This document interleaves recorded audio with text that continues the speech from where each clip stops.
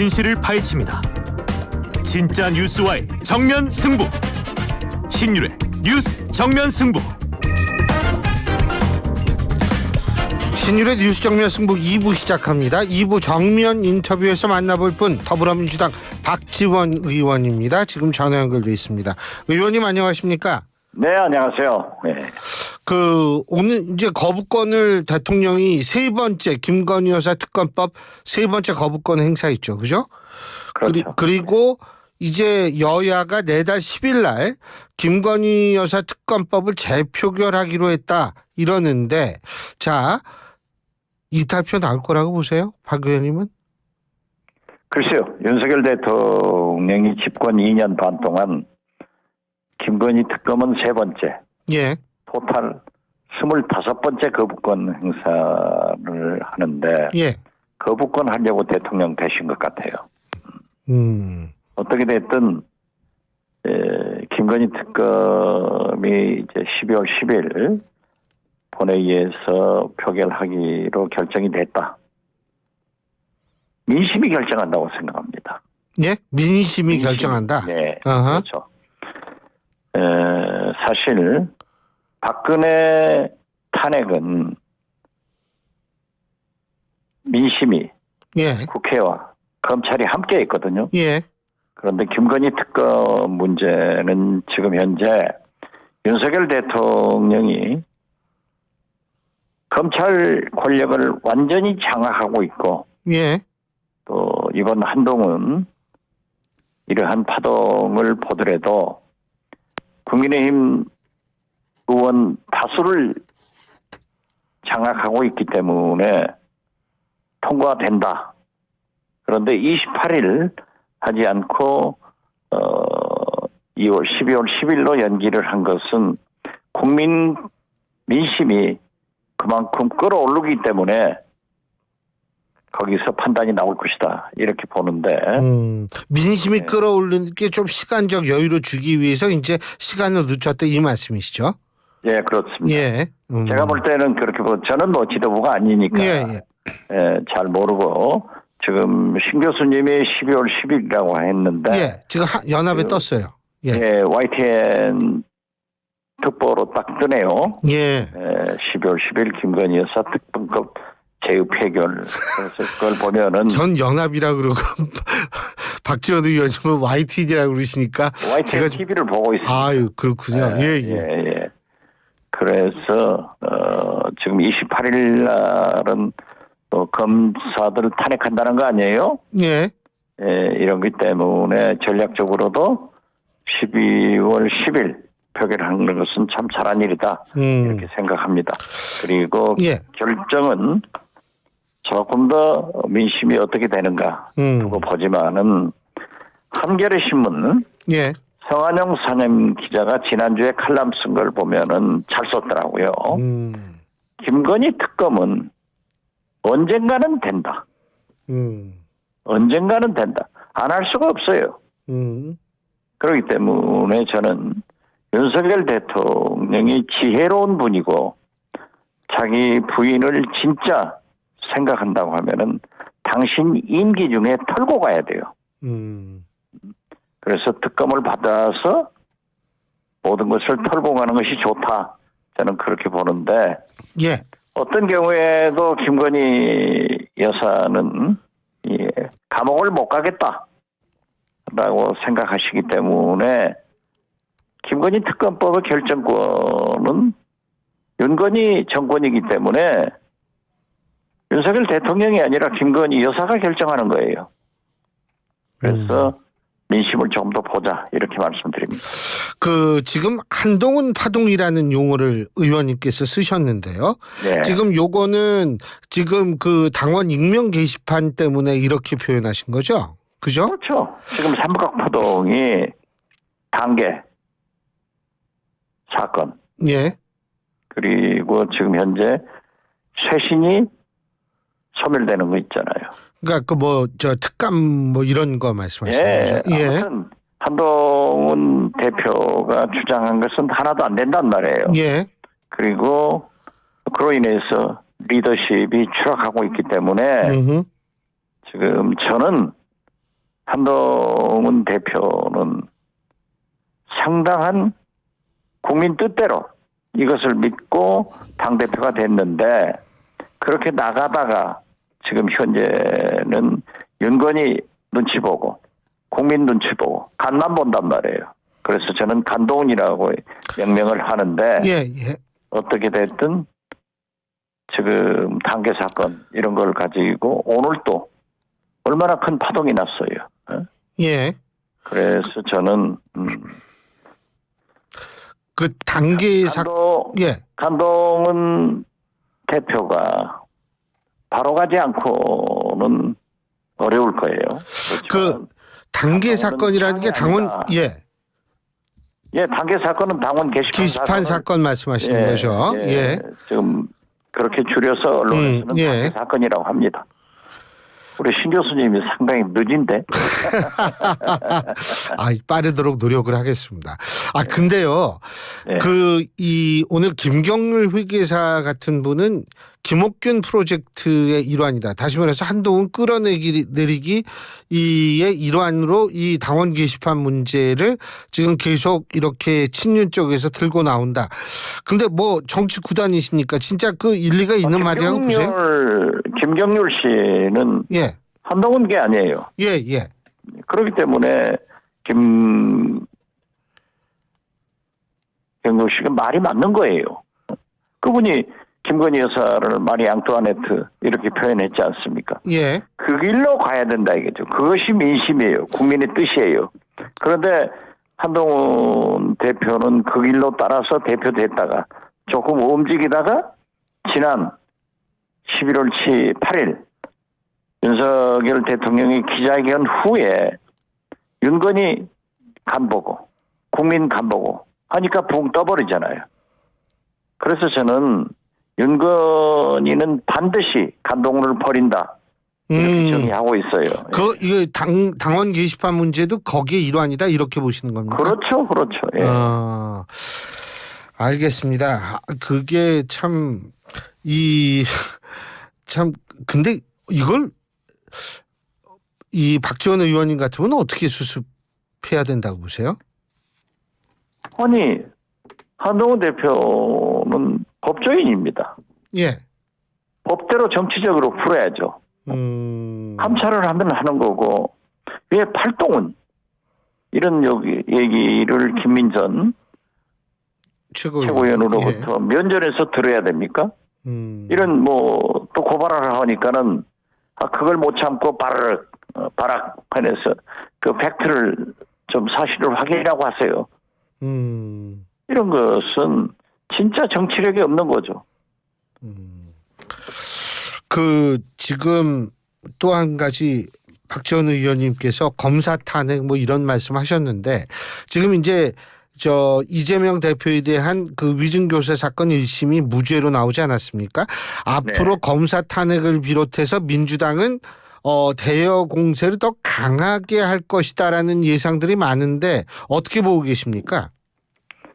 저는 지난번 선거법으로 유죄 판결이 났고 이번 위증교사로 무죄 판결을 났어도 사법부의 판단은 존중돼야 됩니다. 그리고 사법부를 비난하는 것은 옳지 않아요. 예. 그렇지만은 피의자나 피고인은 무죄를 항변하기 때문에 비난도 하고 행동도 합니다. 그렇지만은 정치 서열 2번 권력을 가지고 있는 집권야당의 대표가 상대 카운터파트인 이재명 대표를 향해서 사법부에다가 유죄를 줘라, 중형을 줘라, 생중계를 해라. 더 나쁜 것은 재판 지연 방지 TF를 구성하는 거예요. 이것은 박정희, 전두환 때 하던 짓을 지금 와서 하는 거예요. 그래서 저는 한동훈 대표는 사법주의를 파괴하고 민주주의를 파괴하는 박정희, 전두환 시대로 돌아간 사람이다 이렇게 보는데요. 어떻게 됐든 검찰은 기소함으로써 재판 유지를 하지만은 사법부는 3심제 아니에요? 예. 그렇기 때문에 1심에 불복하면은 항소하고 고등법원에 불복하면은 상고해서 대법원의 최종 판결을 받아보는 거예요. 그때까지는 우리가 사법부에 지나치게 그러한 간섭 정치권에서 얘기하는 것은 옳지 않다. 저는 개인 소신으로 늘 이걸 얘기해 왔습니다. 그 대여 투쟁 그 또 한 가지 민주당 더불어민주당 내에서 이제 플랜 B라는 얘기는 좀 어떻게 좀 들어갈 거라고 보시죠? 그런 얘기는 나오지 않았어요. 민주당 내에서 나오지 않았다. 앞으로도 안 나올 것이다. 그거야 모르죠. 그렇지만은 정치권이라고 하는 것은 항상 얘기가 많이 나와요. 예. 그렇지만은 지금 이재명 대표가 1심에서 유죄 판결을 받았을 때 예. 저는 이렇게 페이스북에 올렸어요. 1심이다. 사법부는 3심이다. 예. 트럼프도 살아서 돌아왔고 김대중도 사형 선고를 받았지만 돌아와서 대통령 됐다. 그러니까 사법부에 대해서 얘기하지 말고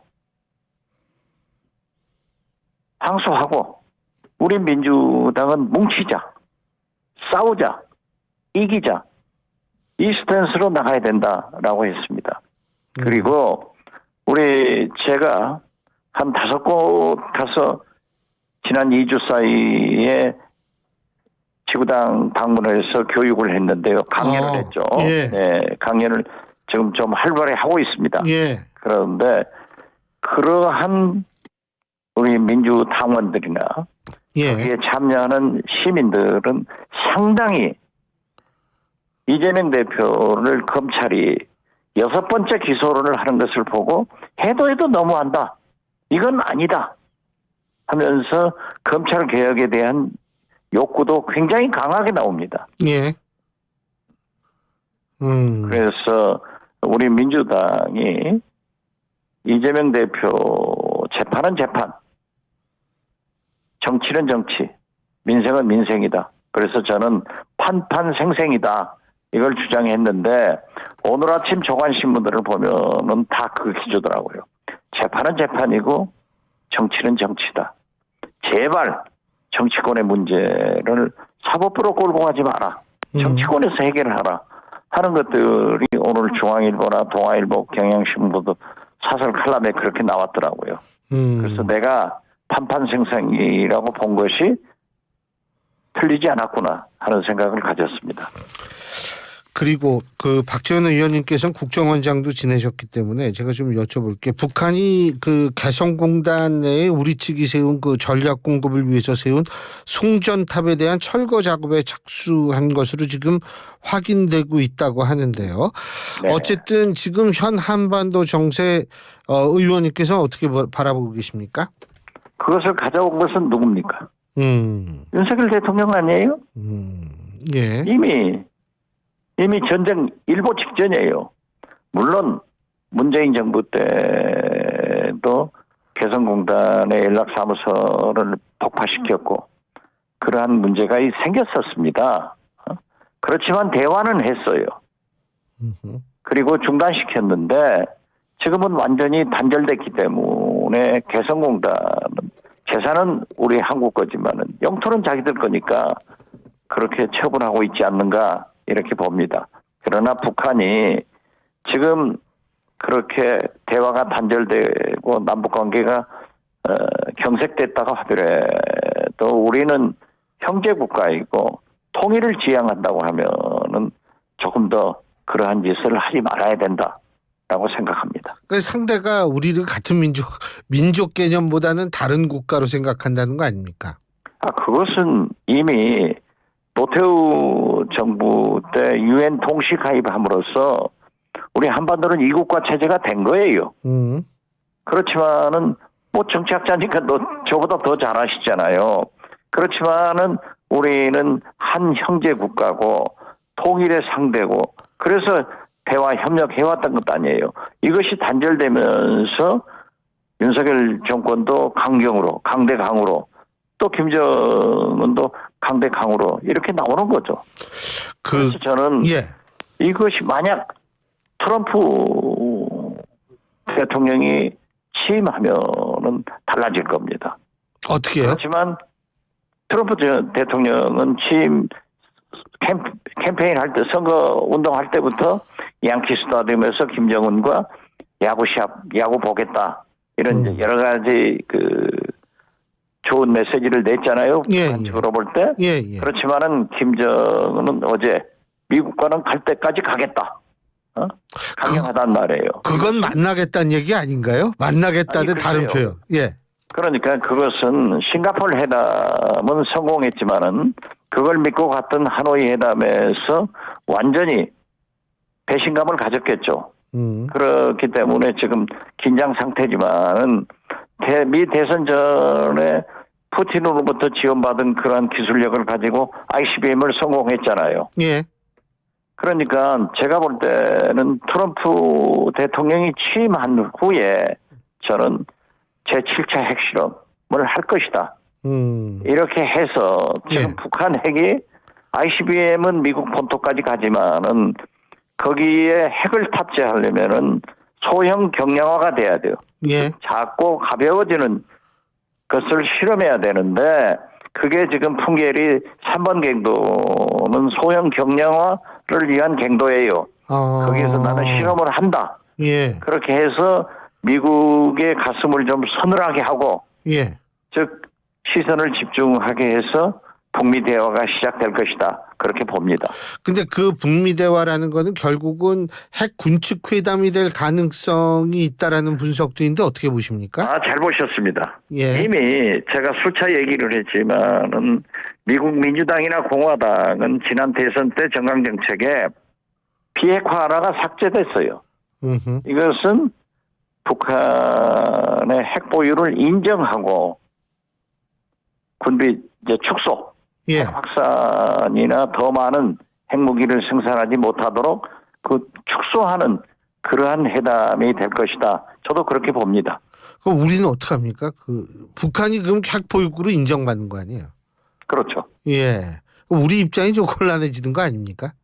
그렇기 때문에 교류 협력해서 평화를 지켜야죠. 지금처럼 이렇게 강대강으로 간다고 하면은 불행한 거죠. 뭐 자체 핵무장 이런 얘기 계속 나올 것 같은데요. 그것은 국제 외교, 국제 정치를 모르시는 분들이 하는 거 아니에요? 기분 내서? 그렇지만은 지금 현재 우리가 만약에 한미 군사 동맹에 의거해서도 우리는 핵을 보유할 수 없어요. 미국의 핵우선 안에 있어야지. 그러니까 저는 그러한 것은 우리가 화내서 하는 얘기지만은 김정은도 그걸 알아요. 또 미국이 어떤 경우에도 못하게 해요. 그리고 우리는 수출을 해야 먹고 살잖아요. 무역을 해야 먹고 산단 말이에요. 그러니까 그러한 것은 할 수 없다.